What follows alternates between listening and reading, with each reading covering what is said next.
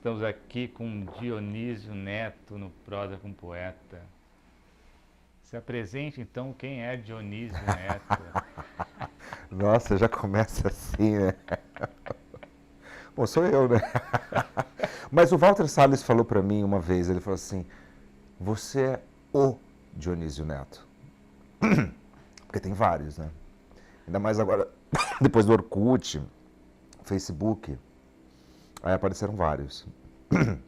Nós somos poucos, desculpa, nós somos poucos Dionísios no Brasil. Nós somos 4.000 mais ou menos só. Quando um Dionísio encontra um outro Dionísio, é um festejo, cara. A gente fala, não é possível, você também chama Dionísio. Aí uma vez eu encontrei um Dionísio na padaria e a gente tirou, ele tirou a carteira de identidade. Olha, eu também me chamo Dionísio. Mas é isso, cara. Dionísio Neto sou eu, né? Neto do senhor Dionísio, que era um encadenador de livros. É o chimarrão. Eu me engasguei um pouquinho. Mas faz parte, né, do seu programa, né? Seu programa é assim, meio Faustão, né? É, é a vida. Já que você falou do seu avô, vamos falar da infância. O que é a Minha infância? infância. Cara, minha infância é um barato, porque é o seguinte, eu nasci em casa, na Rua do Passeio, na frente de um cinema, o Cine Passeio. Minha mãe, ela era mãe solteira na época, anos 70. E aí ela tinha muito preconceito, etc, etc, etc. O que me contam é que ela entrou na casa, era uma casa colonial, né, bem portuguesa, com certeza, e aí ela se escondeu lá quando começou a aparecer a barriga. E aí a gente ficou enclausurado lá, e ela teve um parto natural, que quem fez o parto foi uma senhora cega, chamada Dona Justa. Olha que maravilha. Põe isso na literatura, vamos dizer que está exagerando, né? É Dona Justa. Ela fez o Dionísio nascer. E aí, a minha mãe, ela era uma mulher muito vanguardista, né? Você vê pelas fotos, ela foi candidata a Miss Maranhão, né? Ela concorreu ao concurso de Miss. E ela usava umas roupas maravilhosas. Era uma mulher independente para a época, né? Ela tinha um emprego, ela trabalhava de bancária no Banco do Brasil, né? Isso nos anos 1970, né? E enfim, e aí engravidou do meu pai e tal, aí os mistérios da vida, e aí o que me falam é que ela só me apresentou para as pessoas depois de muito tempo, depois de meses, entendeu? Ahn, e aí eu lembro, e aí ela ia trabalhar e eu ficava na casa da Dona Zuleide, né? Que é uma espécie de Dona Canô. A Dona Zuleide, assim, essas mulheres do Nordeste com seios fartos, uma mulher cheirosa, tomava 10 banhos por dia, dava banho em todos nós. Era uma mulher que curava tudo com água e cozinhava assim a melhor comida do mundo. Melhor comida do mundo. Dona Zuleide. Fui criado por ela, ela foi enterrada, o cortejo do enterro dela foi num domingo de carnaval, junto com um bloco de carnaval que levou o caixão até o cemitério. Olha o enterro da Dona Zuleide, que maravilhoso. É Kurosawa. Kurosawa do Maranhão. É... E aí, cara, eu lembro da primeira vez que eu entrei no Cine Passeio, que era o cinema lá na frente da minha casa. E eu lembro, eu devia ter uns 3 anos, porque eu era criança ali da rua, então era amigo de todo mundo. Fiquei amigo do bilheteiro, tipo, cinema Paradiso. E aí eu lembro o primeiro dia que eu entrei no cinema, cara, aquela tela gigante, era um filme de cowboy, isso eu lembro até hoje, né? Devia ser algum espaguete, né? Porque estava nos anos 70, moda, né? Então, eu lembro disso, cara. E aí, naquele momento, eu tive a primeira epifania da minha vida que eu falei, eu quero estar na tela, eu quero pertencer a esse mundo. Anos depois eu consegui, né? Com Carandiru, que é aqui, ó. Isso aqui é o começo do filme Carandiru, são os letreiros. Foi um dos produtores que me deu de presente. Isso é uma relíquia. Não tem mais, né? E é isso, a minha infância foi assim, uma infância em São Luís do Maranhão, maravilhosa, comi muito bem, fui alimentado com muito camarão, muito peixe, muito açaí. Arroz de cuchá? Arroz de cuchá, nossa, arroz de cuchá, uma beleza, né? Caranguejo, é, sururu, sururu, sururu, sururu, sururuba. E é isso, e aí, enfim, e as artes muito cedo na minha vida me abraçaram, entendeu? Nós nos abraçamos muito cedo. Então, eu tenho essa alegria, cara. Foi uma infância maravilhosa. Foi um pouco trágica também, porque com 6 anos a minha mãe morreu, né? De aborto. Ela foi abortar. Eu lembro o último abraço que ela me deu. A gente se encontrou por acaso no supermercado, eu estava entrando, ela estava saindo. E aí ela me deu um abraço, assim, que era um abraço de despedida. Eu lembro até hoje desse abraço. Acho que até hoje esse abraço me abraça. E aí é isso, ela falou que estava indo visitar uma amiga no hospital, foi fazer um aborto. Teve uma morte igual à morte do crime do Padre Amaro, né? Quando eu vi o Gael Garcia Bernal, ele fez esse filme, né? E tem essa cena, uma mulher morrendo de aborto. Eu falei, cara, foi assim que minha mãe morreu. Uma morte horrível. Horrível, coitada. Mas, você não viu. Você falou aí do sururu, por coincidência, acho que a única vez que eu comi um caldo de sururu na vida foi junto com o Gero Camilo, que fez O o Gero. sururu junto com Sim, você e conheci tal. o Gero. E aí? Sim. O Sem Chance. Sem chance, camisa 10. É. Aí, falando assim, vou falar sobre o nome, né? Você falou da Rua do Passeio, do Cine Passeio, assim, a arte sempre ali te envolvendo. Fala sobre o nome já é artístico, Sim. né? Fala sobre esse nome pra gente. Muito cedo, cara. Porque é o seguinte, a minha mãe adotiva, a Marileide, ela é uma mulher muito culta, muito culta. É uma mulher feminista, também avant-garde ao seu modo. Também nos anos 1970, ela foi estudar sozinha. Acho que foi em Belém, ou não, em Manaus. Em Manaus, olha isso, nos rincões do Brasil, fazer faculdade de medicina, sozinha. Veio para cá, para São Paulo, me criou, me educou e também foi muito importante. Ela colocou muita arte na minha vida. Eu tenho uma coleção de vinis aqui, uma relíquia. Como eu fui educado, né, musicalmente, né? Com a MPB bombando. Nossa, Milton, muito Milton. Muito Ney Matogrosso. O primeiro homem pelado semi-nu que eu vi na vida foi o Ney Matogrosso. Com aquele disco que abria assim, ele estava meio pelado, assim. Eu lembro que eu tinha uma... Aquilo me fascinava, aquela imagem do Ney Matogrosso, eu lembro até hoje. Depois a gente dá um corte, às vezes eu acho para mostrar. Tem que mostrar essa imagem. Você lembra disso? Essa imagem é o máximo. Seu Ney Matogrosso. Maravilhoso. Eu acho que o Ney Matogrosso foi fascinado por outras imagens de homens seminus, né? De zicroquetes, né? Ah, faz sentido. Faz sentido. E aí aquela máscara, ele falou que era do Kabuki, né? Que era uma inspiração do Kabuki. As máscaras dos Secos e Molhados, né? É do teatro Kabuki. As Zicroquetes é uma coisa louca, né? Eu trabalhei com os Zicroquetes, eu fiquei emocionadíssimo. Numa novela chamada Morde e Assopra, da Rede Globo, de televisão, da Sete, do Valcir. Agora, eu vou pagar um puta mico, que me deu um branco no nome dele. Que foi casado com a Lucinha Lins. Como ele chama? Cláudio Tovar. Cláudio Tovar. Eu trabalhei com Cláudio Tovar. Aí ele me contou coisas sobre os Zicroquetes. Porque ele era um dos Zicroquetes, né? Viva os Zicroquetes, gênios, né? Eu consegui assistir os Zicroquetes quando eles voltaram, né? Acho que eu tinha 3 deles só vivos. Você assistiu?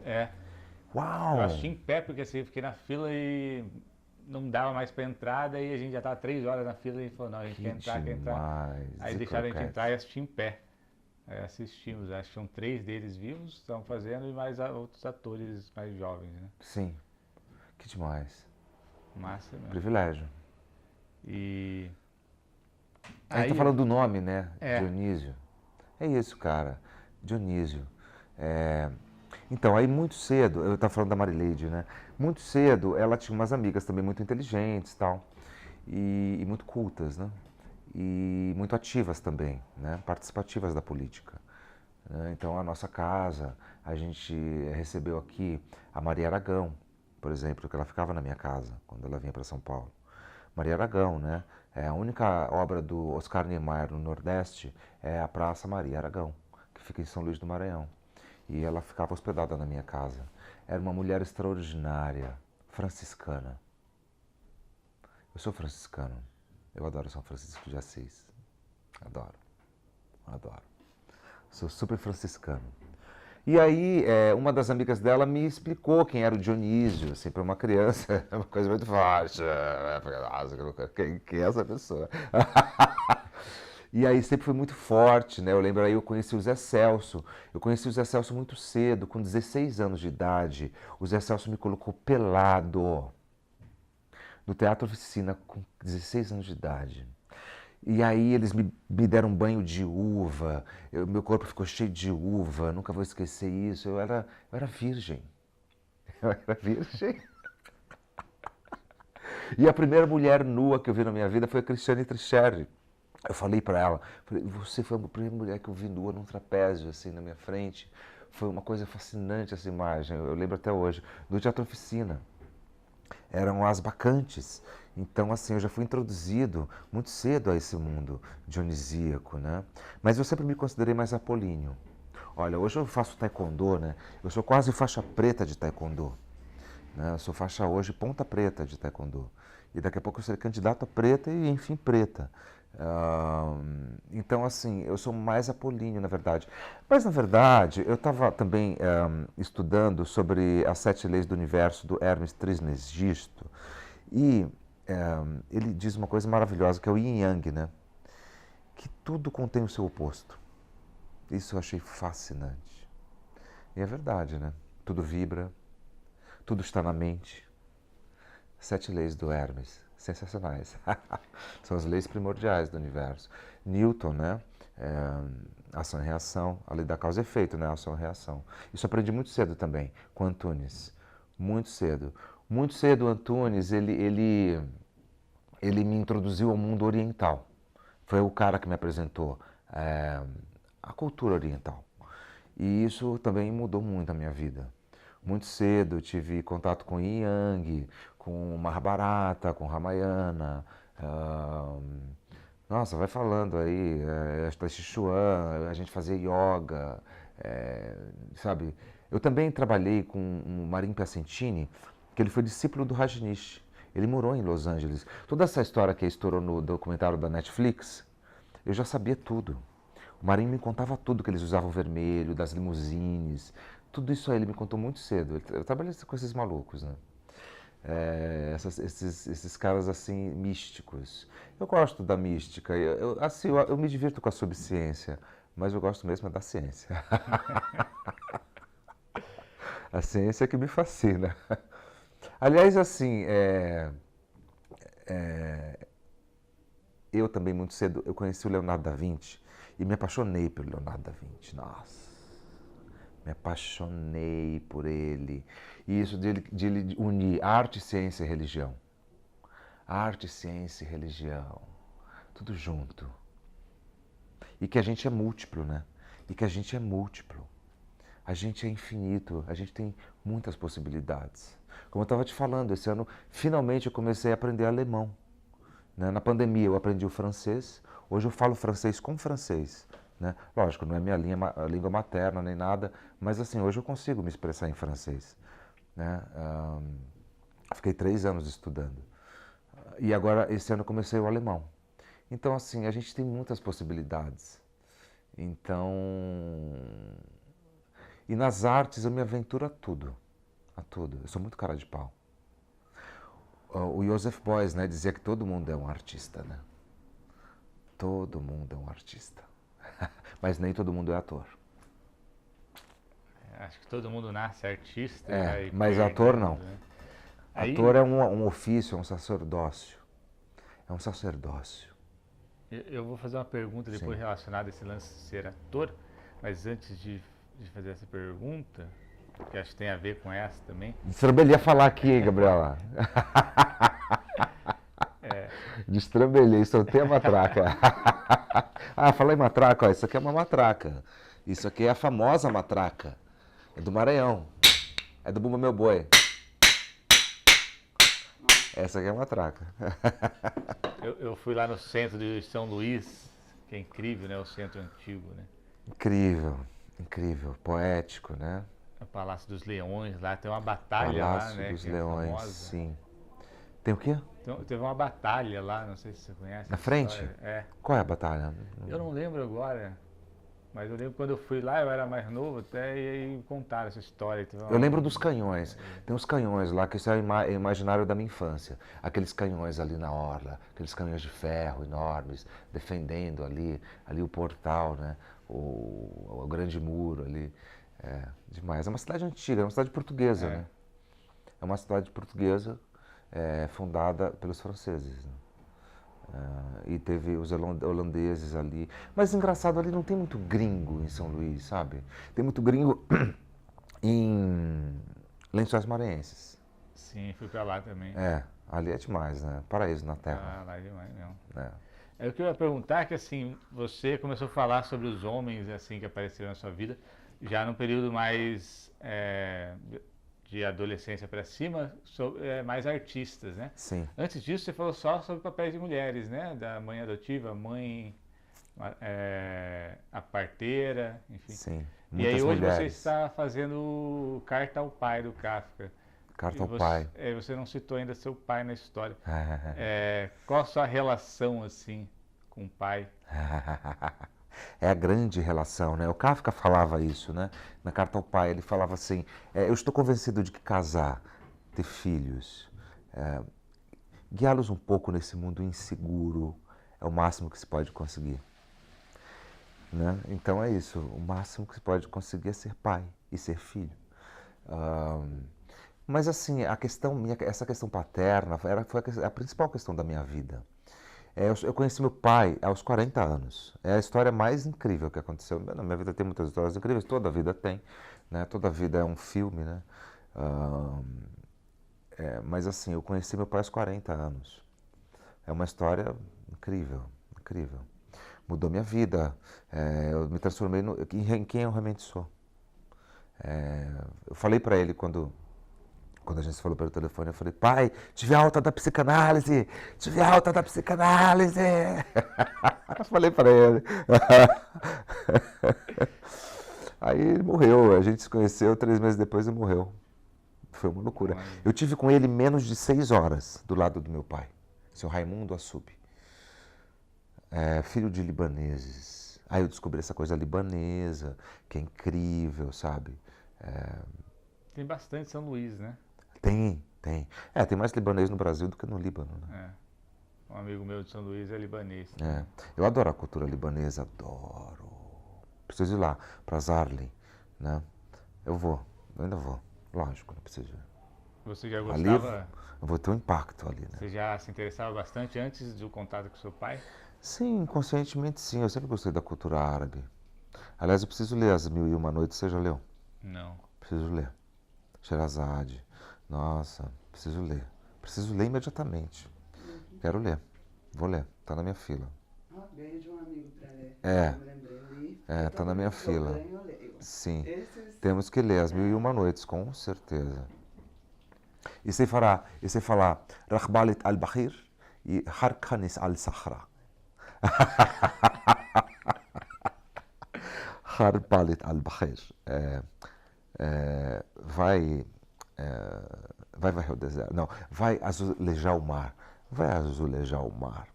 E Harkanis al-Sakhra vai varrer o deserto. Vai varrer o deserto.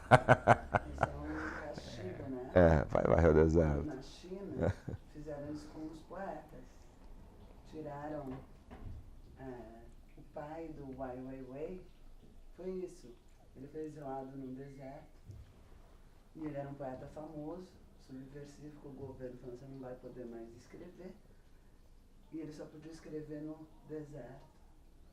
e apagaram. Olha, que incrível. É demais, é o berço da civilização, né?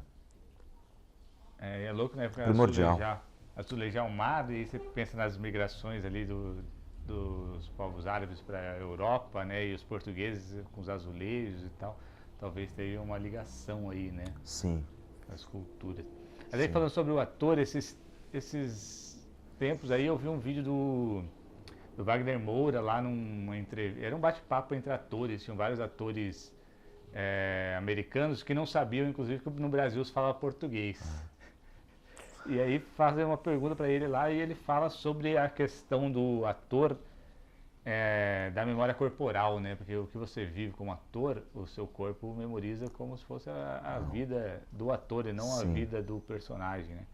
Como que lidar com isso? Com o quê? Com a memória corporal, sendo que você, como ator, não é o personagem, mas a memória corporal do personagem, ela está impregnada no seu corpo, não? Eu sou o personagem sou eu. É uma frase mágica. Não existe personagem, né? Existe eu, o ator, nas condições do personagem, nas circunstâncias do personagem, né? Eu estava vendo um ator falar uma coisa maravilhosa que eu sou Dionísio Neto, né? Então, quando eu for fazer o Hamlet, eu sou o Hamlet Neto. Então, eu sou ele e ele sou eu, né? Isso é sensacional. Essa é a grande magia que se dá. É quando a sua vida vira a do personagem e a do personagem vira a sua vida. E essa é a grande magia, é quando faz... Então você fala aquilo realmente, é terapêutico, é curativo, cura a humanidade, né? É curativo. Por isso que o ator é um xamã, sabe, é um pajé, porque nós somos curandeiros, né? A gente entra no inconsciente coletivo, né? E a gente é a corporificação desse inconsciente coletivo. Cada ator é todas as pessoas do mundo. Essa eu acho um grande poder. Eu posso ser qualquer pessoa. Eu adoro brincar disso. Eu converso com meus amigos atores sobre isso. Que a gente, você fala assim, vocês brincam de personagens na vida, assim, por aí? Eu falei, total, nossa, eu ponho um terninho, eu saio por aí. Nossa, o mundo me trata de uma outra maneira e eu trato o mundo de uma outra maneira. É um outro jogo, entendeu? E a dona Fernanda Montenegro estava falando isso, que nós, atores, nós frequentamos a sociedade de maneira transversal. Ou seja, nós entramos em todas as classes sociais e saímos de todas e transitamos por todas. Quantas atrizes não casaram com príncipes, né? Até hoje, né? E nobres e tudo mais. Os atores é isso, nós somos todos. Isso é o grande barato, né? E para isso é um sacerdócio. É uma doação completa, a longo prazo. Isso que eu falo para os atores mais jovens que vêm trabalhar comigo, que eu falo que o grande barato é a longevidade. Esse é o grande barato, é continuar sendo ao longo dos tempos, entendeu? E para isso precisa de uma doação terrível, porque a gente anda sempre no fio da navalha, mas quem não anda, né? Acho que todo mundo anda no fio do fio da navalha, né? Uma vez o senhor Danilo Santos Miranda, ele perguntou para mim, e aí, como é que tá tudo? Eu falei, olha, senhor Danilo, eu estou me sentindo aqui numa corda bamba, empinando pratos. Empinando pratos. Aí no final eu não posso deixar quebrar nenhum. Aí eu fazer assim, ainda tem que passar o chapéu. Então esse inconsciente, eu acho que essa é uma grande metáfora do que é ser ator no Brasil. Porque é um funil, né, cara? Pensa, o funil é muito pequeno. Para você ter uma dignidade de você viver dessa profissão, nossa, e é assim com todo mundo. São as ondas, né? As ondas vêm, aí você surfa, né? Aí passa, aí tem que voltar. Mas você espera que sempre vem outra onda, né? Eu acho essa uma boa metáfora também. Foi um ator que falou isso, um ator americano, que essa grande metáfora, não pode desesperar. Porque assim, eu vivo assim há anos. entende? Vem ondas maravilhosas e sempre de maneiras mais surpreendentes, né? De onde você menos espera, é de lá que não vem nada mesmo.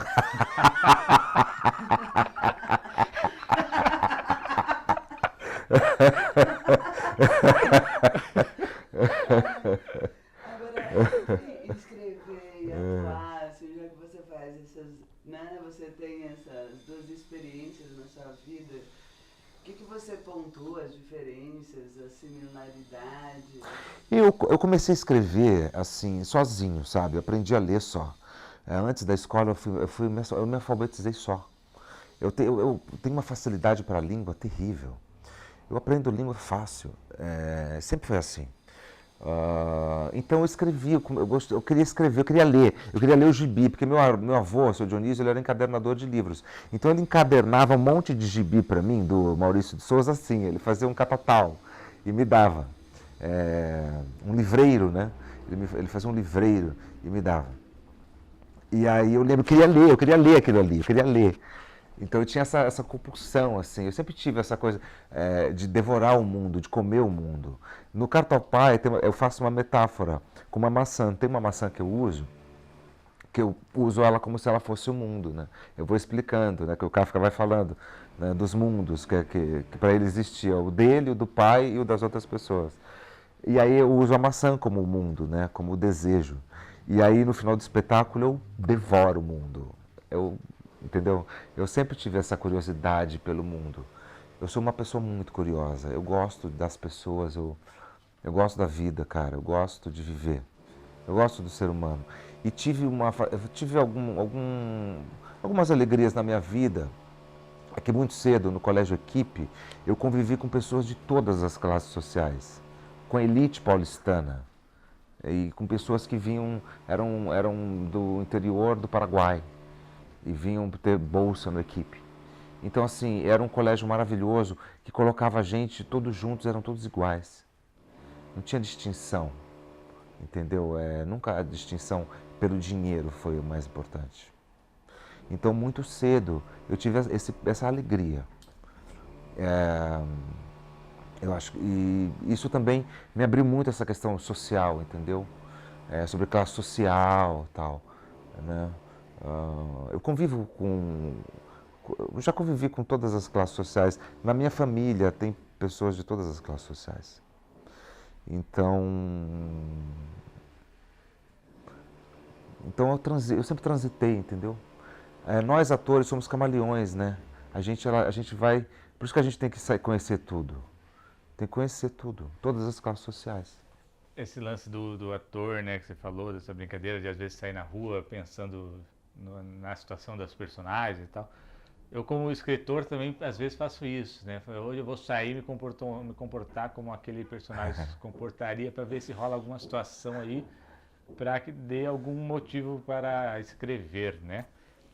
E esses dias a gente estava numa conversa no grupo dos neomarginais, falando sobre o que é ser poeta e tal. Aí uma pessoa lá escreveu assim, eu sou um vagabundo que construiu várias obras. O artista é sempre um vagabundo que constrói obras, né? O ócio é importantíssimo, né? O ócio é importantíssimo. O ócio criativo, né? Uma vez eu lembro que eu estava conversando com a Fernanda Torres, a Nanda, lá atrás, assim, e a gente estava falando sobre o ócio criativo, né? Que é importantíssimo de você não... Às vezes o sucesso muito cedo, o excesso de trabalho, que você só fica no estúdio, cara, não dá para viver só no estúdio, né? Você tem que ir para a vida, né? Eu falo muito isso para os meus atores, eu falei assim, cara, o maior professor do teatro é a vida. Vai viver, moleque, vai viver. Isso eu falo para eles. Vai viver. Sabe, precisa viver. A gente precisa viver. Né? Eu não sei se eu respondi a tua pergunta. É que eu sou holográfico, sabe? Sempre fui assim. Você voa aqui, aí eu vou pra lá. Mas é sempre a mesma coisa. É a vida. O que eu ia perguntar, até porque assim, chegamos aqui, você mora no subsolo, né? Eu moro no subsolo. Assim, eu sou um homem do subsolo. Interessante. né, dostoievskamente falando. Isso aqui é genial, cara, porque isso aqui é como se fosse a casa do Rocco e seus irmãos. Não sei se você lembra do filme do Visconti, que eles moravam num lugar exatamente assim. Cara, é demais. Isso aqui é uma tela. Eu preciso escrever um contos dessa janela. Porque, cara, isso aqui são duas telas. Acontecem as coisas mais maravilhosas aqui. Então, assim, é muito poético. Quando eu entrei aqui, isso aqui era um ateliê, né? Eram 3 ateliês aqui, de 3 artistas plásticos, 3 professores da FAO. Então, quando eu entrei aqui, cara, eu falei, meu Deus, um loft, em Perdizes, essa é a minha casa. Sabe, eu senti que eu ia morar aqui. Esse é um lugar muito especial, né? Tem uma magia aqui. É um mergulho, né? Tem até uma máscara. Não, esse lugar é o máximo, cara. E realmente, é o homem do subsolo. Eu adoro aqui. Eu ensaio muitas peças aqui. Eu crio muito teatro aqui. Uma vez entrou um garoto aqui, um jovem. Ele entrou e falou assim, nossa, que legal aqui. O que é isso aqui? É um centro cultural? Falei, é um centro cultural, né? Não deixa de ser, né? A casa do artista é sempre um centro cultural. É um centro cultural, com certeza. Essa mesa aqui, as pessoas vão me presenteando. Tudo isso aí é presente. São presentes que eu vou ganhando. Agora, você não falou da sua história no teatro, né? Que No teatro. diferente. O teatro, para começar, é o seguinte: muito cedo eu vi os Saltimbancos, do Chico, lá em São Luís do Maranhão, no Solar do Ribeirão, que é um lugar turístico lá de São Luís do Maranhão. Então, aquilo ali eu fiquei fascinado pelaquela energia, entendeu? Teatro Arthur Azevedo, lá em São Luís, também muito criança, eu fui assistir uma peça infantil lá. Também fiquei fascinado por aquilo ali, né? Porque é ancestral, né? Aquele teatro veio todo da Europa, o formato e tudo mais. Então, assim, é uma coisa muito antiga, que é muito do inconsciente, né? Então, muito cedo eu entrei naquele inconsciente maravilhoso, né? Aquela caixa sensacional. E fiquei fascinado. Eu comecei a fazer teatro antes de ver teatro, né? Eu comecei naturalmente na escola, eu já escrevia as peças, já dirigia, já produzia, já fazia tudo que eu faço hoje, né? Então, muito cedo. E aí, com 15 anos, eu tive a alegria de assistir 2 grandes peças. Uma chamada Paraíso Zona Norte, do Antunes Filho, que eram 2 peças do Nelson Rodrigues, dirigidas pelo Antunes Filho. Os 7 Gatinhos e A Falecida. Começava com A Falecida e terminava com Os 7 Gatinhos. Nossa, era um show de rock. E naquele palco, né, que é o palco do Sesc Consolação, que é aquele palco que ele te convida a ir para o palco, né? É um palco muito democrático, a vontade que você tem é de descer. Tanto é que quando eu fiz Opus Profundo lá, que eu ganhei um prêmio lá, Jornal da Sesc de melhor espetáculo, né? Eu convidava todo mundo para o palco, a plateia invadia o palco e todo mundo ficava dançando dentro do palco, né? Então, eu vi essa peça e aí eu vi Eletra Concreta. E foi incrível a Eletra Concreta também. Era um show de luzes e uma cenografia, um efeito era um meio cinematográfico, assim, era muito plástico, né? Era muito artes plásticas, né? Então, e aí, anos depois, eu fui trabalhar com esses diretores e tal. E eu quis estar ali. E aí eu fiz um teste para o Marinho Piacentini, que aí a gente foi. Eu conheci o Zé Celso com 16 anos, com 15 para 16, que eu não sei se eu já contei aqui ou foi para vocês. Contou. Contei, né? Que me banharam de uva e tudo mais, de vinho e não sei o que é. Nossa, eu não conheço. Eu contei aqui, eu contei aqui ou contei antes? Eu contei aqui. Contou no Contei. começo da entrevista. Então, aí... E o Zé Celso também, então, assim, muito cedo eu convivi com esses caras, velho. 16. Muito cedo, mano. Muito cedo, esses bruxos aí, sabe? Esses bruxos. Mas assim, eu fui jogado à Cova dos Leões muito cedo, Não, porque aí você escreve. Sim, não antes de escrever, eu escrevi poesia, né? Esse é o meu primeiro livro, Colírios Verdes, é uma relíquia, foram pouquíssimos assim. Eu e Xavier Torres Volga, nós escrevemos, a gente trocava cartas com 17 anos, 18 anos, que eu fui morar no México e com essa companhia do Marinho Piacentini. E aí a gente ficava trocando cartas, nessas cartas a gente escrevia poemas. Eu falei, nossa, mas como você escreve bem, que loucura. Aí a gente resolveu, a gente conseguiu edição. E aí a gente editou, a gente lançou lá no Memorial da América Latina. Foi José Mindlin, eu lembro que ele foi, e aí esse livro está lá na famosa biblioteca do José Mindlin. E, enfim, são poemas adolescentes. Aí você entra no teatro, começa a atuar, e como é que você teve o desejo de escrever a sua primeira peça? Não, mas antes disso é o seguinte, mas não, antes de chegar, muita coisa aconteceu antes disso, calma. Porque foi o seguinte, aí o Marinho e tal, aí eu comecei como um performer, né? Eu não era um ator ainda. Eu era com 19 anos, eu ainda era um performer. Né? Eu era um cara que eu estava no palco, um cara meio, aquela cara, né? Uma coisa meio performer, né? Então não era um ator, né? Eu não conhecia ainda Stanislavski, e muito menos Demidov, né? Hector's Studio, e muito menos ainda Marlon Brando. Aí sim, Marlon Brando. Daddy, the dad, my dad. O Antunes me apresentou o Marlon Brando. Eu apresentei Leonardo DiCaprio para ele. Eu levei o Antunes para conhecer o Leonardo DiCaprio. Né? A primeira vez que eu estou contando isso. Ele fazia o Gilbert Grape. Eu já conhecia, na verdade, o que ele fazia com Robert De Niro. Enfim, que ele dava um show, né? Ele deu um baile no Robert De Niro, né? Muito adolescente. Eu falei, nossa, eu fiquei fascinado por ele. Falei, quem é esse garoto? E aí depois eu fui ver Gilbert Grape, pelo amor de Deus, que é um gênio. Falei, Antunes, eu conheci um gênio, você precisa conhecer. E a gente foi lá no Bexiga, na rua 13 de Maio, no Cine Clube que tinha lá. Tinha na plateia eu, ele e uma outra pessoa. 3 pessoas na plateia. Aí assistimos, aquela coisa incrível. Ele deu um baile no Johnny Depp, deu um baile na Juliette Lewis. E o Antunes falou, esses meninos, o problema é que depois eles enjoam e não continuam. Aí, mas o Leonardo continuou, né? E aí o Antunes me mostrou o Marlon Brando, um bonde chamado Desejo. Nossa, quando eu vi o Marlon Brando, eu falo que eu me senti a Blanche, né? Eu fiquei meio a Blanche, assim. E eu falei, meu Deus, que é isso? Quem é esse cara? Que loucura. E aí eu fui atrás de conhecer o trabalho do Marlon Brando. Eu fui para Nova York, eu comprei todos os VHS do Marlon Brando, porque né, na época não tinha, em 1998. Eu não tinha ainda acesso, né, aos filmes.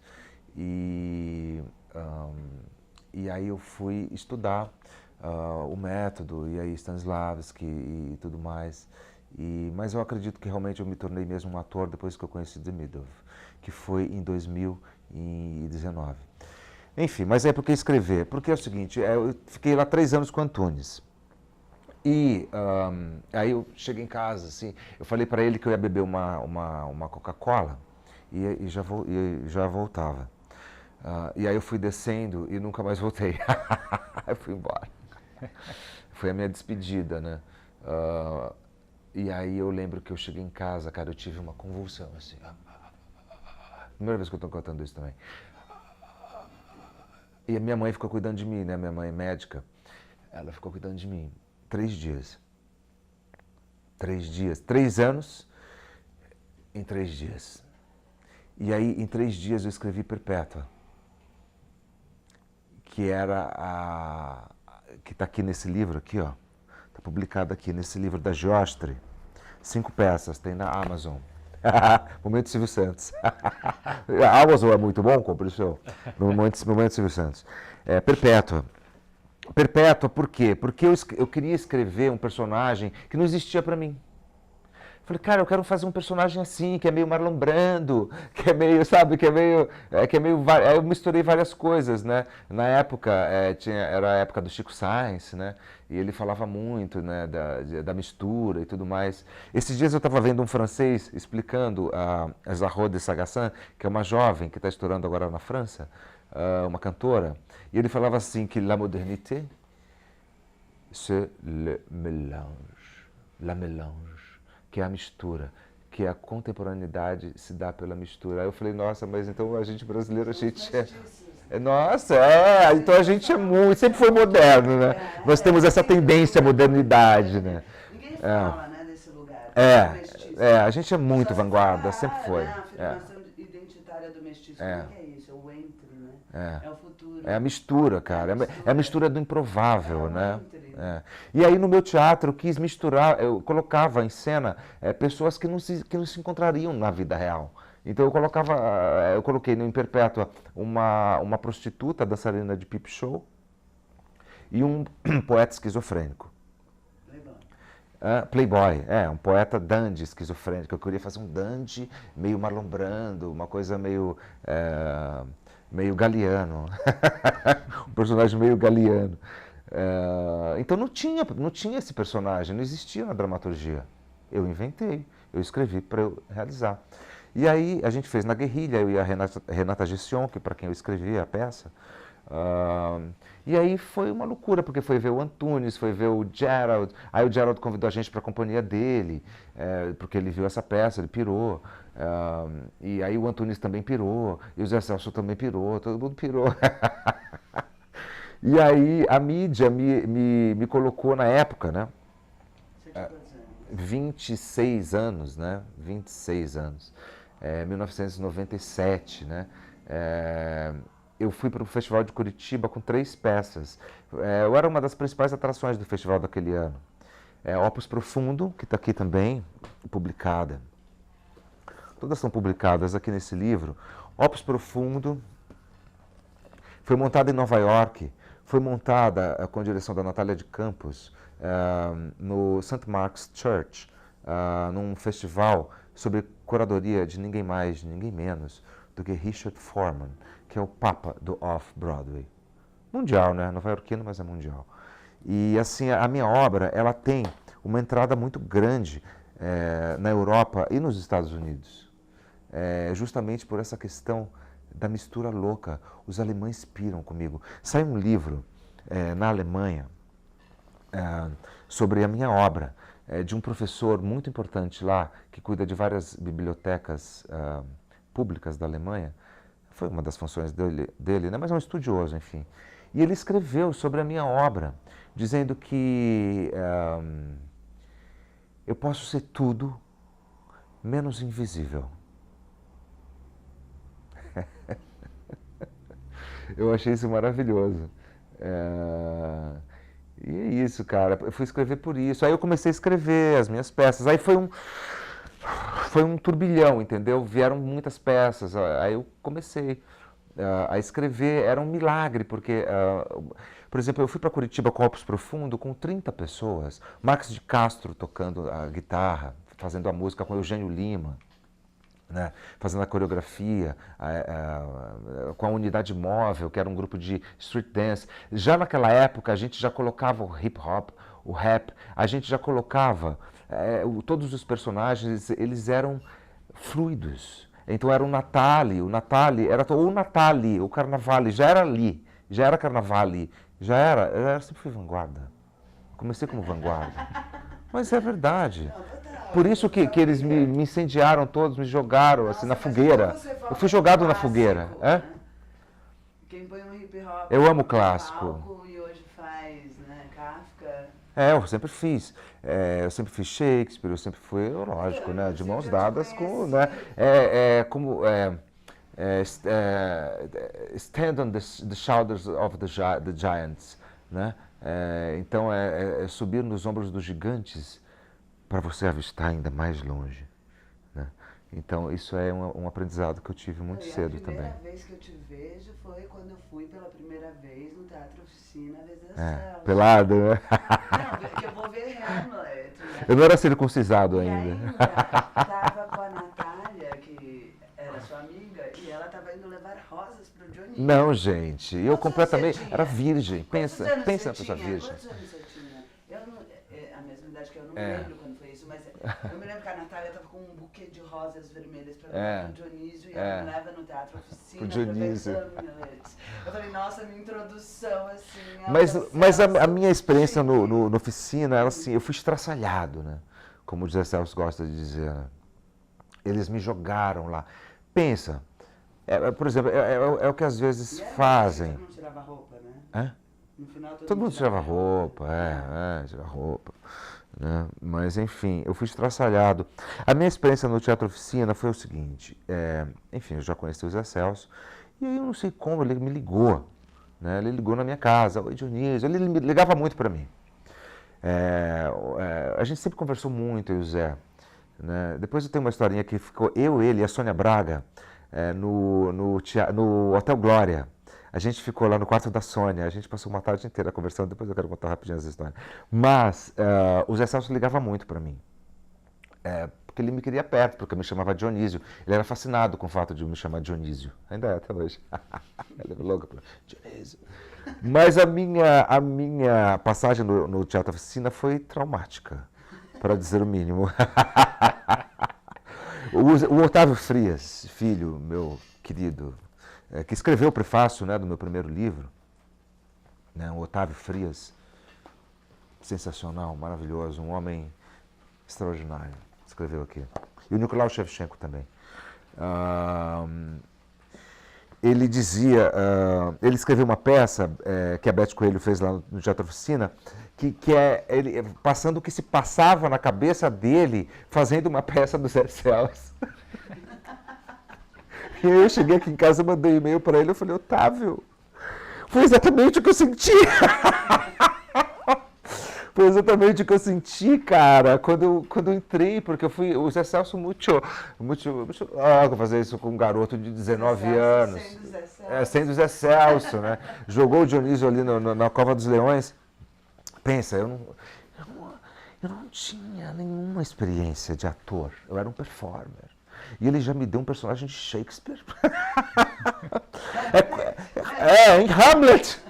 Então, imagina, você pega um garoto que nunca tocou Beethoven, e aí você vai dar, olha garoto, você vai tocar esse Beethoven aqui, senta nesse piano, o cara nunca tocou Beethoven, mas aí a televisão faz muito isso com atores jovens, eu acho isso assim, arriscado demais. Porque o jovem, ele não teve a preparação. Quer dizer, alguns têm, mas é que não dá. Antes dos 24 anos é impossível. É impossível. É impossível você ter uma grande interpretação, atuação. Kids, ok. Os crianças, ok, lógico. Mas assim, tem alguma coisa, uma magia. Esse número 23, 24 anos. O James Dean foi na cidade, o Marlon Brando foi na cidade. O River Phoenix foi na cidade. O River Phoenix tem dois pontos na carreira dele. Ele tem uma infantil, que é o Stand By Me, e o My Own Private Idaho, que é o garoto de programa, onde ele faz o Michê, que também é extraordinário. Né? Então tem essa coisa com 24 anos aí, maluquíssima, e com 27 também, esses números. Mas, enfim, agora eu já estou perdido, não sei onde estou. Você tinha 19 anos? No Zé? Naquela performance? No Hamlet? Sim, eu tinha 19 anos. Então foi quando eu te conheci. Nossa, a gente se conhece desde então. Nossa. Sim, foi a primeira vez que eu te vi. Foi a primeira vez que eu fui no Zé Celso. Nossa. Eu não sabia com quantos anos foi isso. Olha... 19 anos? Vamos acender essa vela, vamos acender essa vela. Pega aqui, por favor. Aqui, ó, vamos acender essa vela. Essa vela é importante. Tem fogo? Meu Deus, aqui. Graças. Aos deuses, aos deuses, aos deuses, aos deuses. Sempre que vem alguém aqui em casa, eu acendo uma vela. Aos deuses. Mas então, e aí, E aí me jogaram, né, cara? Me jogaram assim, ali. E era fascinante, porque assim, eu tava quando o Caetano Veloso foi ver, né? Ele foi ver ali na minha frente e tal. E aí ele escreveu uma. Mas tinha estrela também, Hã? no palco. Mas era todo mundo jovem. Tinha o Alexandre Borges, a Júlia Lemertz, né? Tinha a Denise Assunção, né? Nossa, o Zé, né? O Marcelo Drummond, enfim, né? A Leona, né? A Leona Cavalli, fazendo a Ofélia extraordinária. Conceição Eu carregava. Né? Conceição? Conceição? Não. Denise Assunção. Denise Assunção. A Denise Assunção fazia o Rosencrantz e eu fazia o Guido Stern. Eu não sabia quem era o Guido Stern, entendeu? Ele me jogou no meio do espetáculo, velho, porque eu fui substituir o Marcelo Serrado. Eu substituí o Marcelo Serrado em 2 obras, no Hamlet e no filme Garotas do ABC, do Carlos Reichenbach. Eu fiz o papel que era do Marcelo Serrado.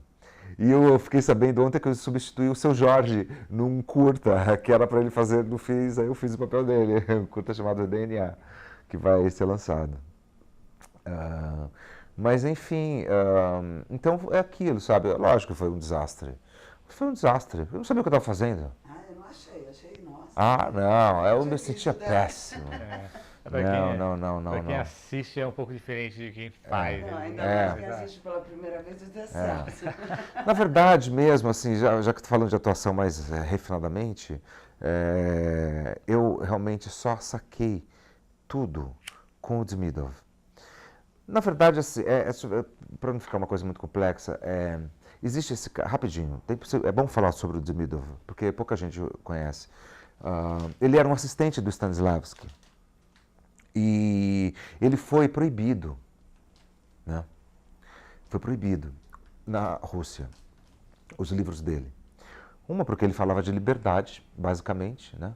A liberdade para o ator e para a vida, né? Fala que você tem que ser livre, que o ator tem que ser livre.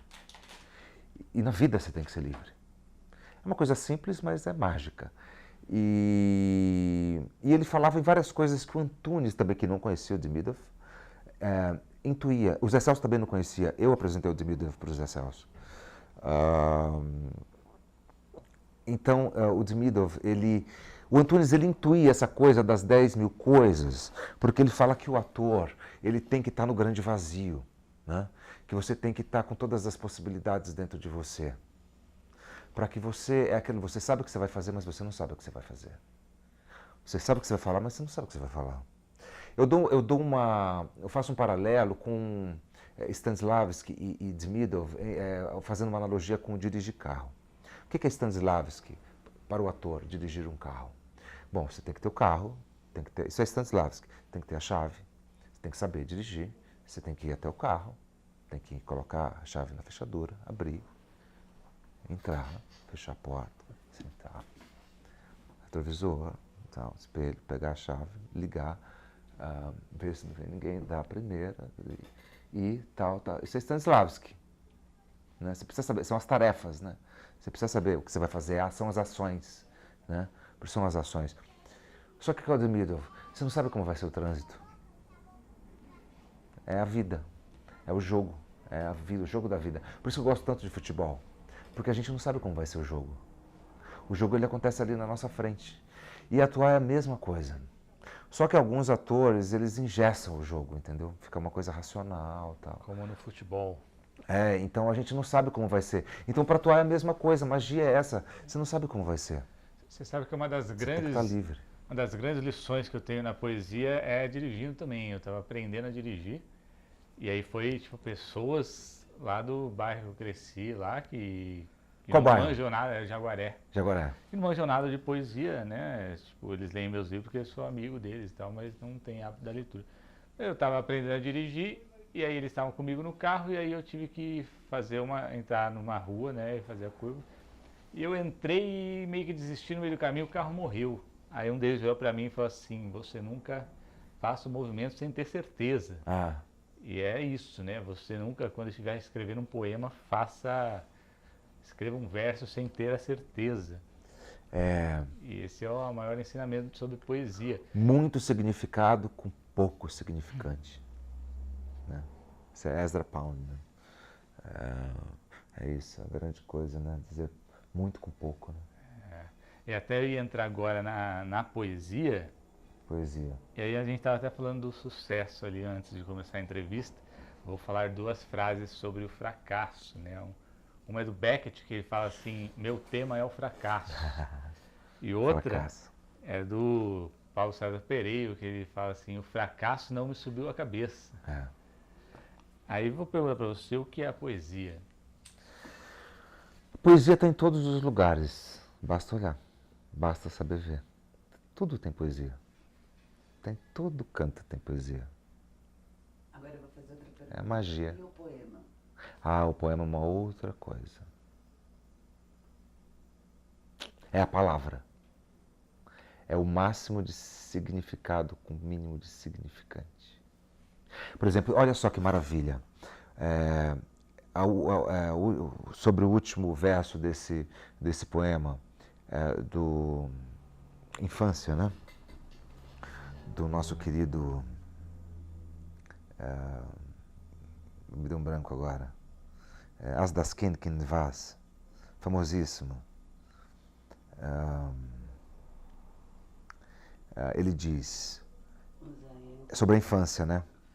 Ele diz algo do tipo que Peter Handke, Canção da Infância, Peter Handke, do filme Asas do Desejo, ele fala, eu lancei uma lança, quando eu era criança, eu lancei uma lança que ficou fincada na árvore, e a árvore está balançando até hoje. Ai, cara, eu choro. É do caralho, entendeu? Isso é poesia, é vibração. É a vibração, né? É a vibração, tudo vibra. É uma das leis do Hermes Trismegisto. Voltamos ao início, como a vida toda ela volta à infância, né? A vida toda volta à infância sempre, né? E aí eu estava vendo o Antunes dizer que quando a gente vai ficando velho, a gente vai se aproximando da infância. Achei isso tão bonito. Os velhos vão ficando crianças, né? De novo. E somos todos crianças, né? Como diz o Goethe no Sofrimentos do Jovem Werther, somos todos crianças. Goethe. Somos todos crianças. Dionísio, uma das minhas inspirações para entrevistar as pessoas é o Abu Janra. Abu Janra, eu estava falando com o André ontem, o filho dele. Então vou perguntar a você. O que é a vida? O que é a vida? Ele me perguntou isso. Sabe, eu fui no programa dele. Não sei como, mas eu fui. Eu não lembro por quê. Como que eu fui? Eu estava sendo entrevistado do Abu Janra. Por que eu fui entrevistado pelo Abu Janra? Não sei como eu fui para lá. Né? Mas era na época de lançamento do Carandiru, devia ser por isso. Também porque eu já tinha, assim, quando eu aconteci, eu saía na mídia muito da época, a Folha de São Paulo, a Globo News fez um programa de meia hora comigo, a Globo News, sobre a minha obra Perpétua, lá no Rio de Janeiro. Né? Foi bem...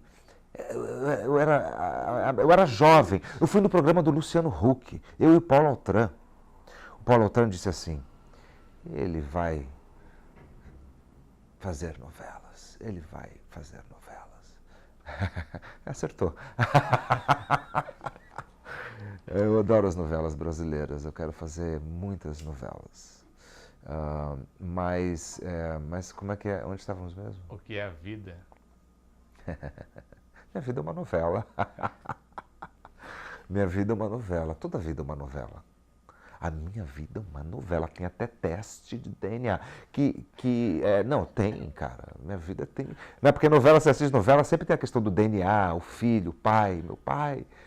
A minha vida, eu encontrando meu pai, o Raimundo Assub, foi uma novela de Glória Pérez. Ele estava lá sentado, né, com a cabeça branca, num restaurante, do lado dos meus dois irmãos pequenos, e aí ele me viu. Eu não sei se eu vou sair de quadro. Eu vou sair de quadro se eu levantar? Vai, mas eu busco aqui. Então me busca. Ele me viu, eu vou fazer meu pai. Ele me viu, aí ele fez assim. Tá vendo comigo? Tá vendo? Então vou fazer de novo. Ele me viu, aí ele fez assim.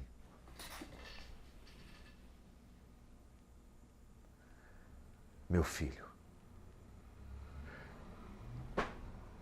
Aí a gente se abraçou. Aí ele falou assim, eu tenho muito orgulho dos meus filhos. Eu vou ter de você também. Olha que pai maravilhoso, já me abraçou. Isso aos 40 anos. Aí, né, uma novela. O orgulho dele durou 3 meses? 3 meses. Eu tive com ele menos de 6 horas, cara. A gente um do lado do outro. E eu sonho com ele direto, né? A mão dele igual a minha. A mão igualzinha. Era genético. Procura. Eu sempre procurei. Mas, assim, eu tava... o que é a vida, né? Isso é a vida, né? A vida é isso. De onde viemos, né? Nossas origens, né? Curiosidade, genética. Mas, olha, gente, assim, somos todos primos, né? De alguma maneira, somos todos mesma família, né, velho? A espécie, né? A raça humana, né? Isso é terrível que isso se perca, né? É terrível. Mas, enfim, também foi uma epifania, porque, assim, resumindo, era um domingo de carnaval. Cara, olha só, eu falei do domingo de carnaval, né? Que a minha avó Zuleide foi cortejo num domingo de carnaval. E eu me chamo Dionísio, né? Que é o deus do carnaval. E eu conheci meu pai, a primeira vez que eu ouvi falar dele foi num domingo de carnaval. Olha só que maravilha. E quando eu tomei a ayahuasca, que foi a maior experiência mística que eu tive na minha vida, eu tive algumas. Tive com peyote no México, né, no deserto de San Luis de Potosí, em Real de 14, que é uma cidade onde foi o Brad Pitt gravar um filme. Uma cidade incrível lá no México. É incrível essa cidade, uma cidade mágica mesmo, que eu comi o peyote. Eu tive umas epifanias maravilhosas. Eu tive epifania com o Pai Agenor. Eu conheci o Pai Agenor, né? Grande, filho de santo. Ele falava que ele era filho de santo. Ele falava que era uma arrogância você dizer que você é pai de santo. Ninguém é pai de santo, filho de santo. E Pai Agenor, eu tive epifania. E aí, enfim, eu tive uma epifania com a ayahuasca, que durou 4 horas, né? Onde eu só ria e cantava e dançava. Eu fiquei 4 horas dançando. Eu entendi realmente, assim, sabe o que a ayahuasca é o seu espelho, né? Você se enxerga, né? Você enxerga a sua alma, a sua vida. Você tem Entendimento. Você tem Como diz a Rita Lee, você vê o universo num grão de areia. O universo num grão de areia. Tem um Quan, um Nirvana, um site, você tem um fogo, né? E aí eu me vi aqui como uma pessoa que eu estou aqui. Eu nasci na Rua do Passeio. Eu estou aqui, cara, para dançar, cantar e divertir os outros, né? Eu estou para divertir as pessoas. Eu gosto de divertir as pessoas. Porque é o seguinte, o Dionísio... Fazer um monte de gente feliz. Fazer um monte de gente feliz, cara. O Dionísio... Homenagem a O Dionísio, o barato dele não é ficar bêbado. Porque uma das primeiras imagens de estátua grega do Dionísio é ele com uma taça de vinho e uma taça de água. O Dionísio é um pouco apolíneo. E o Apolo é um pouco dionisíaco, é yin yang, né? Então o seu Dionísio, ele está sempre aqui, uma de água e uma de vinho. A melhor maneira de beber vinho é essa. Comece pela de água. Então o barato dele não é enlouquecer, é fazer as pessoas enlouquecerem. Entendeu? Então o meu barato é esse, toca fogo no cabaré. Eu sou bom de tocar fogo no palco. Toca fogo no palco. No teatro, quando você criou o seu cabaré? Sim.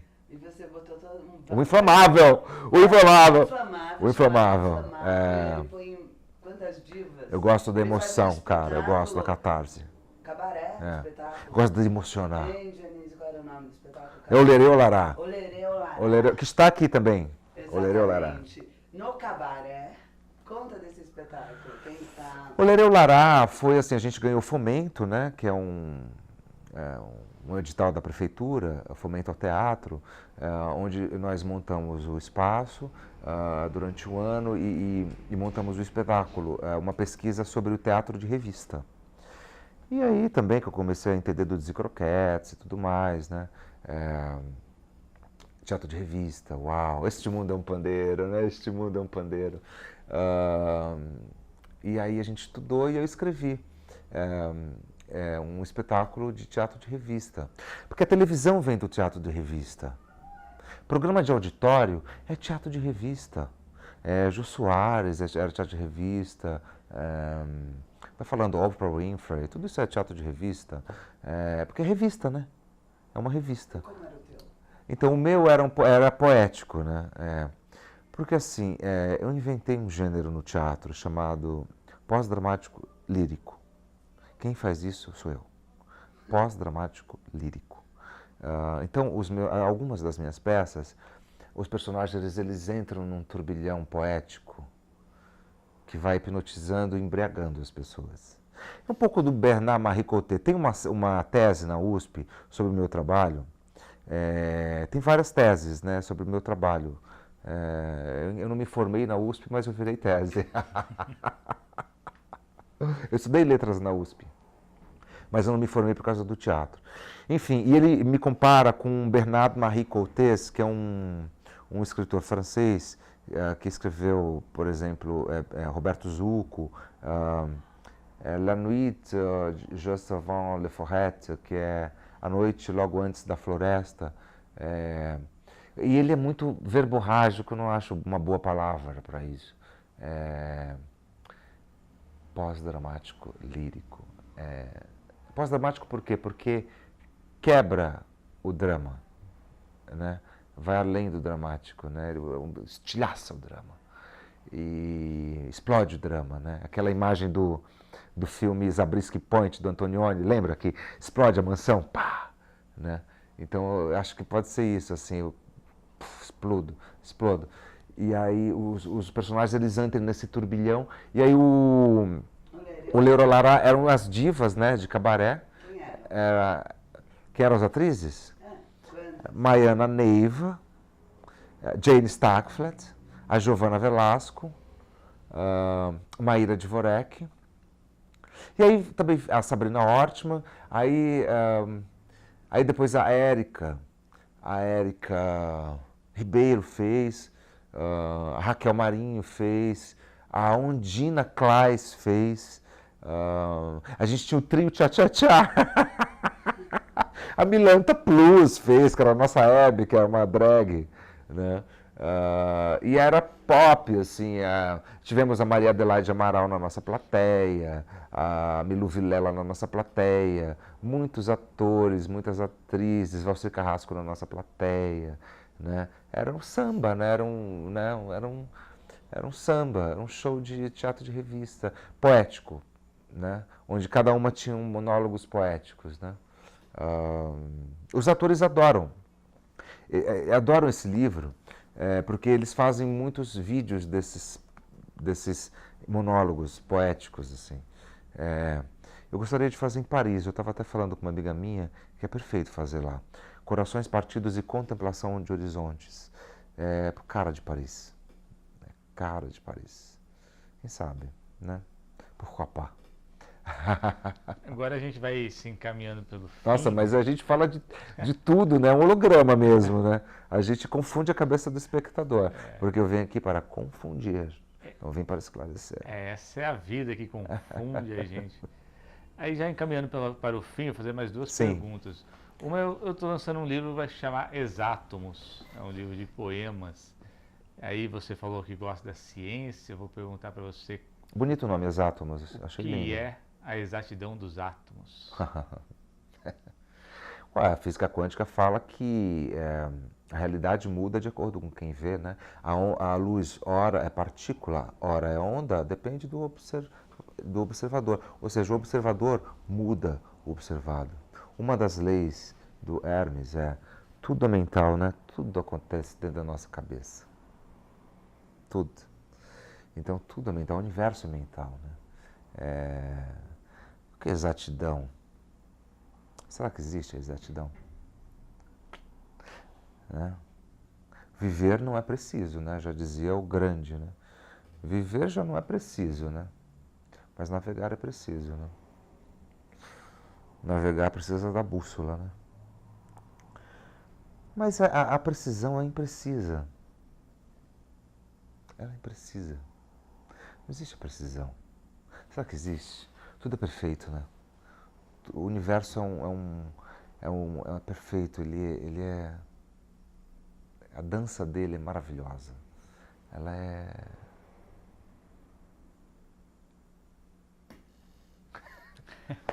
Entendeu?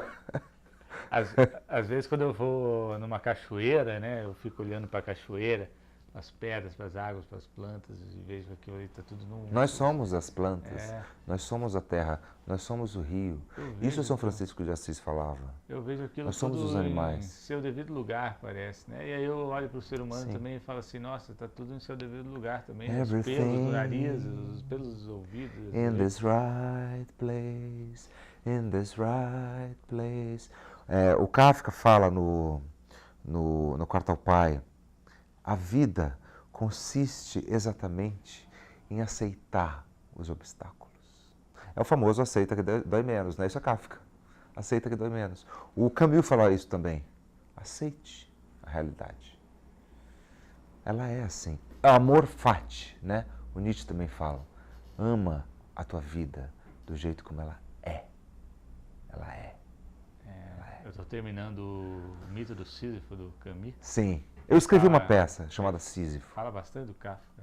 Sim, sim.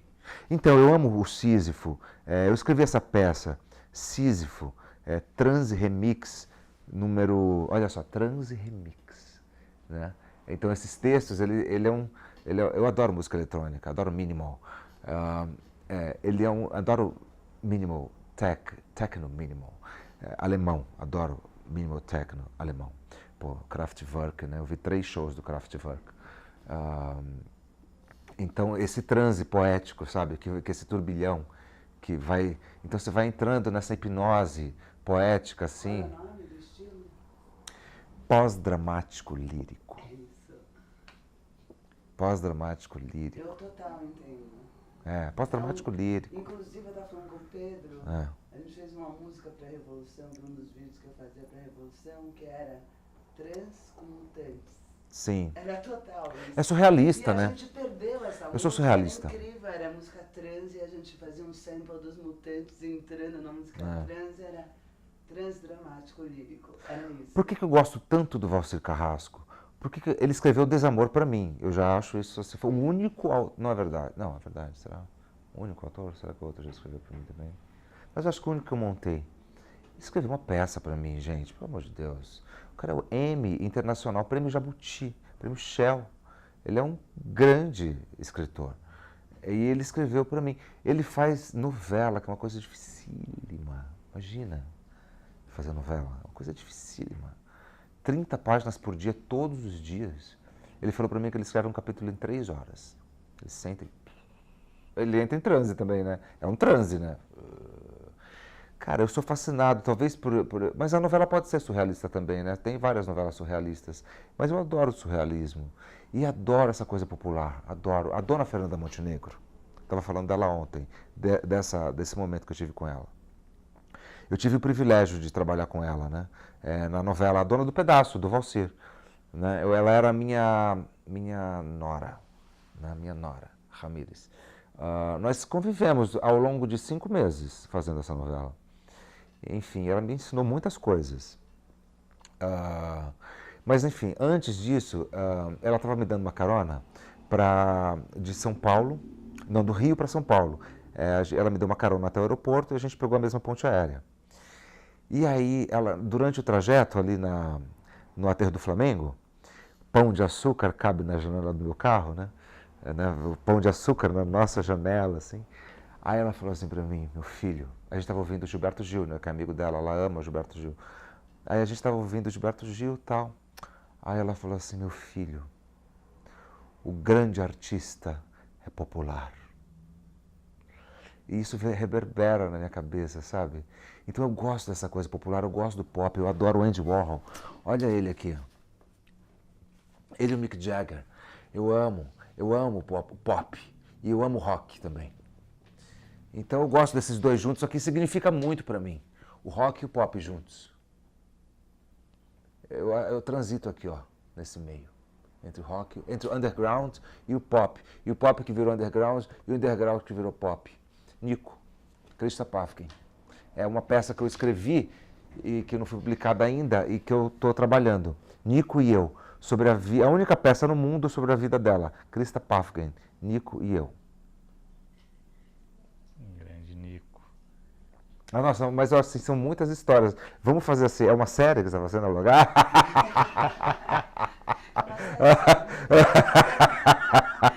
São vários episódios.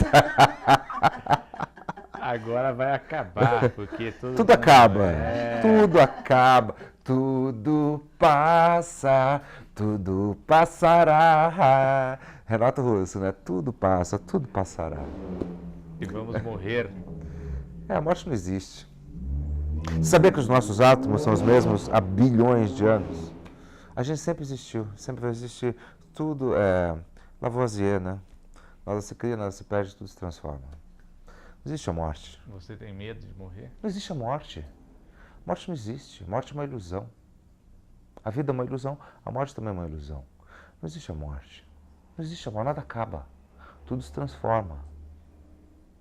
Você sempre existiu, eu também. Ela eu vou também, citar a Fernanda Montenegro, que quando perguntaram para ela se ela tinha medo de morrer, eu adoro a Fernanda Montenegro. Ela falou assim, a vida é a memória. Sim.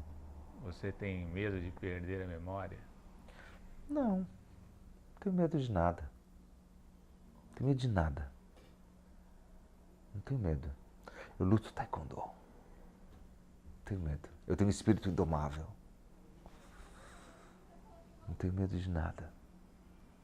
Eu tenho medo. Não. Tenho medo da minha sombra. A minha sombra é terrível, como toda sombra. Só que muito cedo também eu aprendi a colocar a minha sombra, não negá-la, porque todos nós a temos, e não existe o homem sem a sombra. Né? Tem até aquele livro famoso, O Homem que Perdeu a Sua Sombra, que foi o Nicolau Shevchenko que falou para mim desse livro, que é uma tragédia você sem a sua sombra. É terrível. Só que a minha sombra eu a coloco no seu devido lugar, converso com ela, e a domestico, e a domo. Ela não vai me dominar nunca. Nunca. Foi só agora que eu entendi o Peter Pan. Peter Pan? Somos todos crianças.